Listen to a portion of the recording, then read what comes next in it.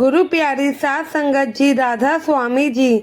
संगत जी, आज जो हम आपको साखी सुनाने जा रहे हैं वह एक ट्रैफिक सेवादार की साखी है। जिस सेवादार भाई ने संगत में किसी आदमी की कार को जहां वह लगा रहा था कहीं और लगाने के लिए कहा तो वह संगत का आदमी उसके साथ दुर्व्यवहार करने लगा और यहाँ तक कि उस सेवादार को उस भाई ने थप्पड़ तक का मार दिया, जो कि बिल्कुल भी गलत है। जैसा कि हमने ये सारी घटनाएं पहले भी देखी हैं।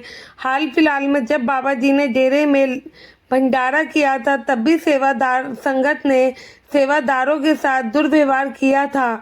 जैसा कि सेवादार हमारे कोई नौकर नहीं है, वह तो कुल मालिक की सेवा में लगते हैं और हम जैसे लोगों की सेवा करते हैं, तो ये चीज़ बिल्कुल गलत है। हम लोग भी देखते हैं कि कई संगत सेवादारों के साथ ऐसे दुर्व्यवहार करते हैं जैसे कि वो हमारे नौकर हो, जो कि बिल्कुल ही गलत है।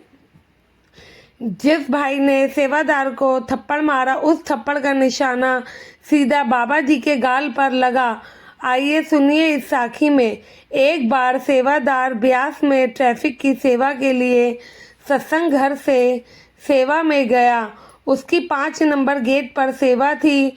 जो संगत अपनी कारों में आ रही थी उस सेवादार की सेवा उन कारों को सलीके से लगवाने की थी। गाड़ियां साथ साथ खड़ी होंगी तो ज़्यादा गाड़ियां आ पाएंगी, अगर दूर दूर होंगी तो कम गाड़ियां आएंगी और जिससे कि स्पेस भर जाएगा।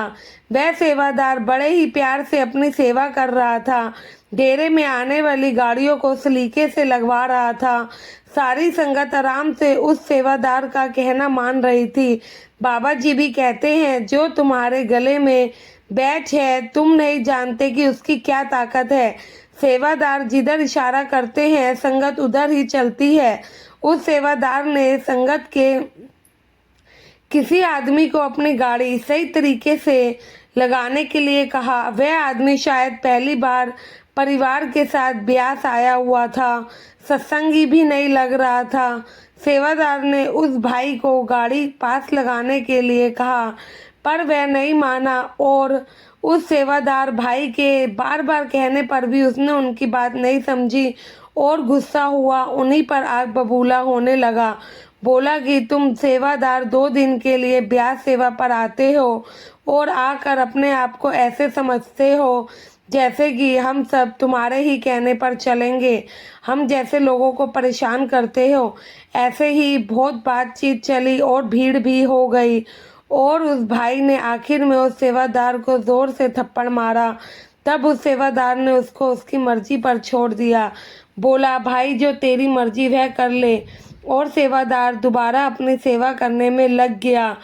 कितना ही बुरा लगा होगा उस बेचारे को, लेकिन हमारे सदगुरु जानी जान है। यह बात किसी तरह से बाबा जी को पता लगी। अगले दिन बाबा जी ने उस सेवादार को अपनी कोठी में बुलाया। उस सेवादार से सारी बात पूछी तो सेवादार ने सारी घटना के बारे में सदगुरु जी को हाथ जोड़कर बताया मैंने तो कुछ नहीं किया, मैं तो आपके हुक्म के मुताबिक ही सेवा कर रहा था। फिर पता नहीं क्यों उसने मुझे फिर भी थप्पड़ लगाया, पर मुझे इस बात की कोई शिकायत नहीं है क्योंकि उस आदमी ने जो भी किया वह मैं उसका लाख बार शुक्र करता हूँ, क्योंकि इस वजह से मेरे को आपके पास खड़े होने का मौका मिला और आपके दर्शन करने का मौका मिला। इस पर सदगुरु जी फरमाते हैं, बेटा तुम चिंता मत करो, मैं तुम्हारी सेवा से खुश हूँ। तुमने अपनी सेवा को पूरे ईमानदारी से निभाया है, वो भी हुक्म में रहकर। उस आदमी ने जो तुम्हें थप्पड़ लगाया है, मैं उसकी इस बात से बहुत नाराज़ हूँ। असल में वह थप्पड़ उसने तुम्हारे गाल पर नहीं बल्कि मेरे गाल पर लगाया है।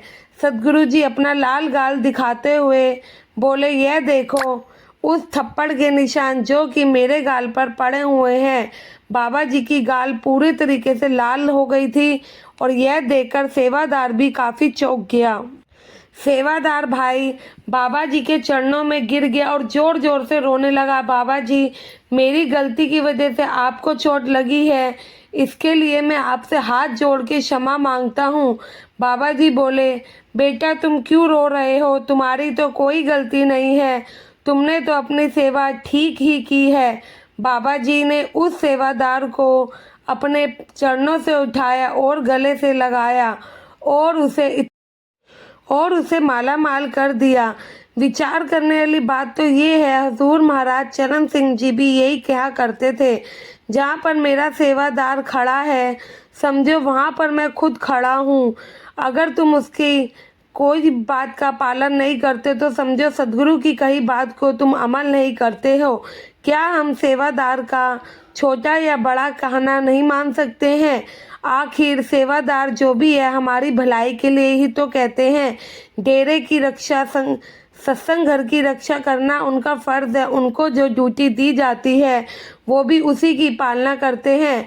जो बात सेवादार कह रहे हैं असल में बाबा जी ही उनके माध्यम से हमें कहना चाहते हैं, क्योंकि सेवादारों पर सदगुरु जी की बहुत दया मेहर होती है, इसलिए उन्हें सेवा के लिए चुना जाता है। अगर सेवादारों को हम बाबा जी का हुक्म समझेंगे तभी तो सदगुरु जी भी तो हमें समझेंगे।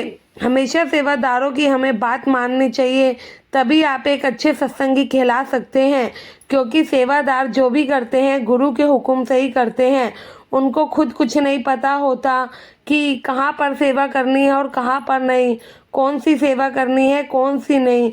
बाबा जी सब जानी जान है। बाबा जी के बड़े बड़े इंचार्ज या जत्थेदारों के साथ ही मीटिंग लेकर फरमाते हैं कि किसको कहाँ पर सेवा देनी है, लेकिन हम उनके साथ ऐसा दुर्व्यवहार करके अपने सदगुरु के साथ दुर्व्यवहार कर रहे हैं। संगत जी, आशा है ये साखी और इस माध्यम से आप भी समझेंगे। अगर आप भी ऐसा करते हुए किसी को भी देखे तो उन्हें तुरंत जाके रोकिए, क्योंकि सेवादार हमारी रक्षा के लिए हैं। अगर उनके साथ कुछ गलत होता है तो हमारा भी फ़र्ज़ है कि हम उनके लिए खड़े हों। आशा है आपको ये वीडियो अच्छी लगी होगी, तो कमेंट में राधा स्वामी लिख के चैनल को सब्सक्राइब करके चैनल का हिस्सा ज़रूर बनिएगा जी। गुरु प्यारी साथ संगत जी, आप सभी को राधा स्वामी जी।